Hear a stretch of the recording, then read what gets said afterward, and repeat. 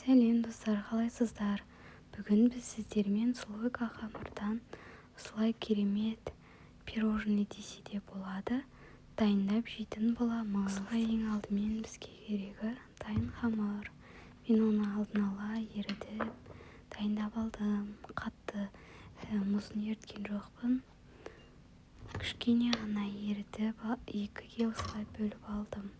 Сосын оқтаудың көмегімен осылай жайып алатын боламыз. Бұл өте қалың. Одан да жұқа етіп жайып алдым. Әркім өз қалауына қарай дайындап алса болады. Маған осы түрі ұнады. Пирожныйдың осылай дайындап алдым. Бұны пирожный дей ма білмеймін, бірақ маған осылай айту ыңғайлы. Маған ең ұнағаны таңғы асқа жасап жесеңіздер болады. Маған кез келген творогтан жасалған тәттілер ұнайды. Сіздер де жасап көріңіздер. Кеңес беремін, шайға өте дәмді, тіске басар ретінде табылады. Осылай бір тегіс етіп жайып алғаннан соң шетке алып қоятын боламыз.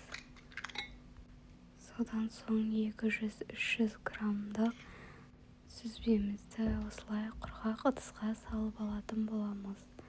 Бір дана жұмыртқамызды, содан соң қантымызды қосып жақсылап араластырып аламыз. Сіздерде блендер болса, соған дайындап алсаңыздар болады. Менде кішкене осылай түйіршіктелген түрі білініп тұрғанын қалаймын. Сіздерге ұнамаса, солай блендерлеп бүкіл майдалап жіберсеңіздер болады. Бір ретте болсын жасап көріңіздер. Мені әрдайым қолдап, өз пікірлеріңізді жаза кетіңіздер.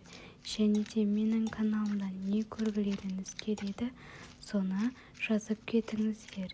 Менде толық құрамын описание бөліміне жазып кететін боламын.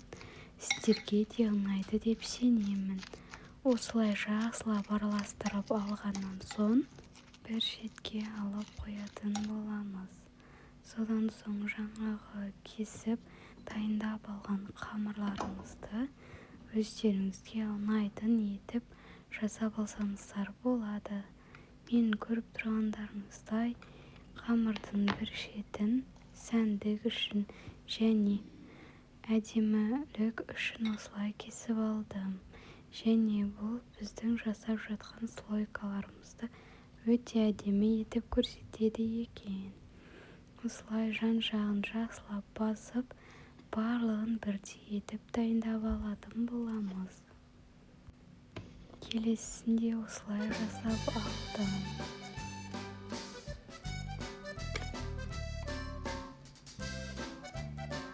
Жиырма 30 грамдай ғана салсаңыздар жеткілікті.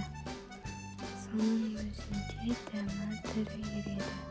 Біздің отбасымыздағы барлығына қатты ұнады. Тағы да жасап жеп алдық.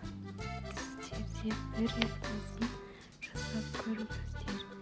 Немесе қонақ күтерден алдын осы рецептпен жасап столға ұсынсаңыздар болады. Сіздерге көмегім тигеніне өте қуаныштымын.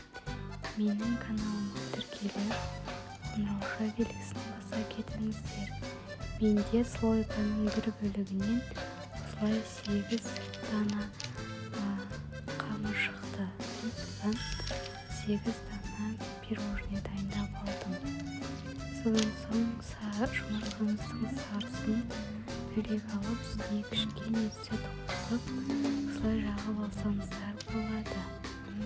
Қызып тұрған 180 градустағы пешімізге 30-35 минутта пісіп шығады. Беті қызарып, немесе бетіне көрнекілік үшін күнжіт сеуіп жіберсеңіздер болады. Одан әрі дәмін келтіріп, әдемі етіп береді.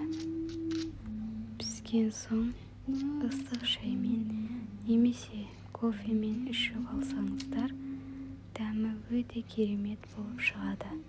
Сіздерге ас болсын. Менімен соңына дейін бірге болғандарыңыз үшін рахмет. Сіздердің қолдауларыңыз мен үшін өте маңызды. Маған тіркеліп қолдап кетіңіздер.